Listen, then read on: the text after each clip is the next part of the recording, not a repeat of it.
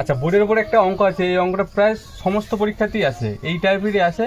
তো এত বড় অঙ্ক আমি কিভাবে করব, এটা শুধু অঙ্কই না, এটা পিওর লজিক টাইপের অঙ্ক আছে। ঠিক আছে, আমি সেটা দেখাবো। দেখো দেখো A plus 1/b plus 1/c plus 1/d equal to 154/29 আছে। তো তাহলে বলছে A plus B plus C plus D সমান কত হবে। ঠিক আছে, দেখো আমি এত সহজ পদ্ধতিতে দেখাবো, তোমরা যখন অঙ্ক করবে 10 সেকেন্ডে হয়তো হয়ে যাবে। আমার বোঝাতে একটু দেরি হয়, কিন্তু তোমরা যখন বুঝে যাবে অঙ্কটা করবে 10 সেকেন্ডে হয়ে যাবে। দেখো যে মানটা দিয়েছে ওকে ভাগ করবো, 154/29 দিয়ে ভাগ করবো।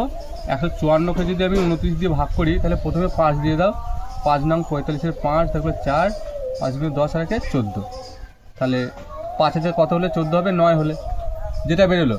এইটা দিয়ে আবার এই 29কে ভাগ করো, তাহলে 9 দুগুণে 18, 3 নং 27।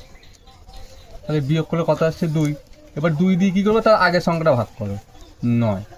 তাহলে 4 দুগুণে 8, তাহলে বিয়োগ করে কত আসছে 1।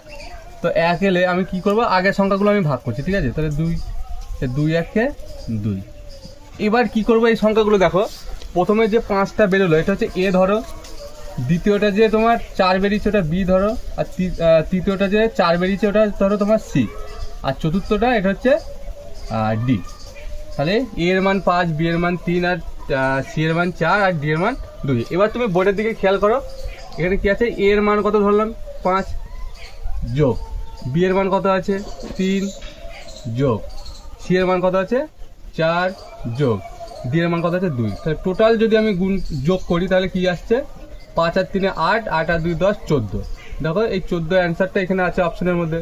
তো এত বড় অঙ্ক থেকে ভয় পাওয়ার কিছু নেই, যে প্রসেসটা বলে দিলাম এই প্রসেসে অঙ্ক করবে। আমার বোঝাতে দেরি হলো, কিন্তু তোমরা যখন করবে 10 সেকেন্ডেই হয়ে যাবে। ভিডিওটা যদি ভালো লেগে থাকে, যদি ফেসবুক থেকে দেখো ফলো করে দিও, আর ইউটিউব থেকে দেখলে সাবস্ক্রাইব করে পাশে থেকো।